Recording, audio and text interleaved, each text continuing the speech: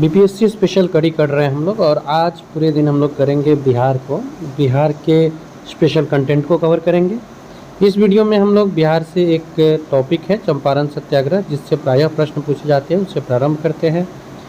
ये जो टॉपिक है ये चंपारण से जुड़ा हुआ है। चंपारण है आपको बिहार में हिमालय की तराई में। चंपारण में जो किसान हैं इनसे अंग्रेज नील बागान मालिकों ने एक करार किया था, जिस करार के अनुसार किसान को अपनी भूमि का 3/20 भाग नील की खेती के लिए यूज करना अनिवार्य था। मीन्स 1 बीघा में 3 कट्ठा, 3/20 भाग, इसलिए इसे 3 कठिया पद्धति भी कहा जाता था। मतलब 1 बीघा में 3 कट्ठा, इसलिए इसको 3 कठिया पद्धति के नाम से भी जानते हैं। इस वीडियो में हम लोग आपको चंपारण सत्याग्रह से जुड़े हर इम्पोर्टेंट फैक्ट्स को कराएंगे बिहार स्पेशल के दृष्टिकोण से। स्टेट पीसीएस, यूपीएससी जैसे एग्ज़ाम का प्रिपरेशन कर रहे हैं, चैनल को सब्सक्राइब कर लीजिए और जुड़ जाइए हमसे। हम प्रारंभ करते हैं इस वीडियो को और आगे बढ़ते हैं। आज पूरे दिन हम लोग बीपीएससी में बिहार स्पेशल कड़ी को करने वाले हैं, तो आप हमसे जुड़ जाइए और आज पूरे दिन बीपीएससी 17वीं के लिए जो बिहार स्पेशल कड़ी बन रही है इसका लाभ उठाएं। चंपारण में गांधी जी ने ये आपको स्वच्छता अभियान के ऊपर काम करना शुरू किया था। आंदोलन का कारण क्या था चंपारण सत्याग्रह का, वो देखते हैं। 1915 में जर्मन में रासायनिक रंगों की खोज हो गई और रासायनिक रंगों की खोज के कारण नील के बाजार में गिरावट आने लगी। इस कारण नील बागान के जो मालिक है वे चंपारण क्षेत्र के अपने कारखाने को बंद करने लगे। तो जब कारखाने ही नहीं रहेंगे तो फिर किसान नील बेचेंगे किसको। और दूसरी तरफ है कि फोर्सफुली किया जा रहा है कि आपको 3 कठिया पद्धति के अनुसार आपको 1 बीघा में 3 कट्ठा पे, यानी ऑलमोस्ट 15% जो लैंड है वो आपको यूज करना है नील की खेती के लिए ही। तो ये किसानों के लिए नुकसानदायक हो रहा था। अंग्रेज नील बागान मालिक जो करार या समझौता किसानों से किए थे उससे मुक्त होने के लिए भारी लगानों की मांग करने लगे कि ठीक है, ये मैं आपको छोड़ दूंगा, लेकिन इसके लिए आपको एक ह्यूज मनी देना पड़ेगा लगान के रूप में। तो ये एक बात आया कि भारी लगान की मांग शुरू हो गई। अब जो किसान हैं इनके पास कोई ऑप्शन ही नहीं दिखता था। तो बिहार से एक किसान है राजकुमार शुक्ल, ये 1916 के लखनऊ अधिवेशन में पहुंचते हैं और फिर वहां से गांधी जी को यहाँ लाने की बातचीत शुरू होती है। भारी लगान की मांग के कारण यहाँ के किसानों ने राजकुमार शुक्ल के नेतृत्व में आंदोलन शुरू किया और वहीं 1916 ईस्वी में कांग्रेस के लखनऊ अधिवेशन में राजकुमार शुक्ल गांधी जी से मिलते हैं और उन्हें चंपारण के किसानों की समस्या समाधान के लिए चंपारण आने का अनुरोध करते हैं। तो ये उन्हें चंपारण आने के लिए बुलाते हैं। ये प्रश्न भी कई बार बीपीएससी ने की है, गांधी जी को बिहार आने का निमंत्रण किसने दिया था, तो राजकुमार शुक्ल है, याद रखिएगा।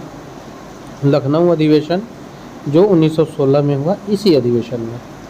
तो लखनऊ अधिवेशन में आपको राजकुमार शुक्ल गांधी जी से मिलकर चंपारण के किसानों की समस्या के समाधान के लिए चंपारण आने का अनुरोध करते हैं।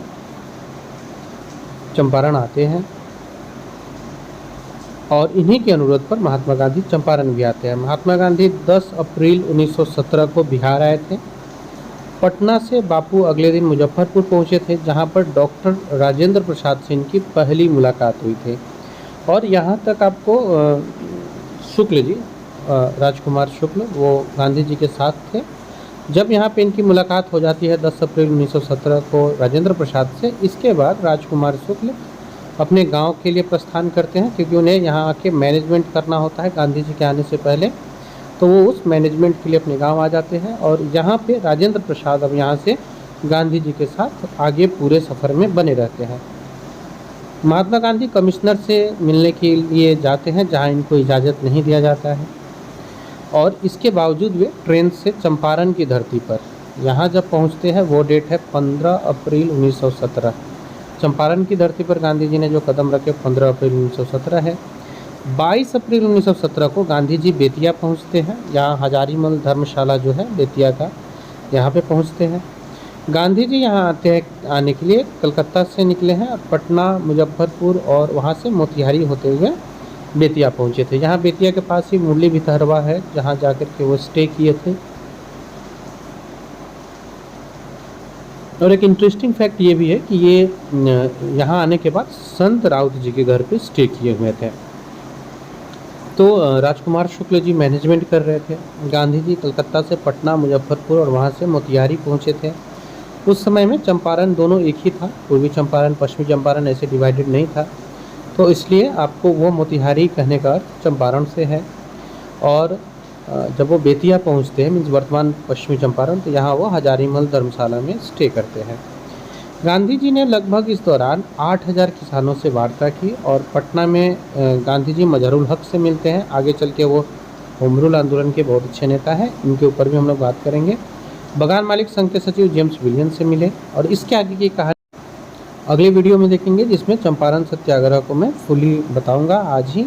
और आज पूरे दिन हम लोग बीपीएससी स्पेशल में बिहार स्पेशल को करेंगे।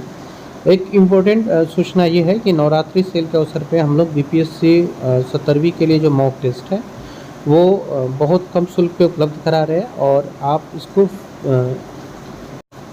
फ्री में भी आप मॉक टेस्ट देने के लिए यूज करना चाहते हैं तो कमेंट बॉक्स में जो लिंक दिया गया है यहाँ से ऐप को डाउनलोड कर लीजिएगा। मिलते हैं हम लोग अपने अगले इम्पोर्टेंट वीडियो में, और आप फर्स्ट टाइम आए हैं चैनल पे सब्सक्राइब कीजिएगा, ऐसे लोगों के साथ शेयर ज़रूर कर दीजिएगा। फिलहाल अभी के लिए इतना ही।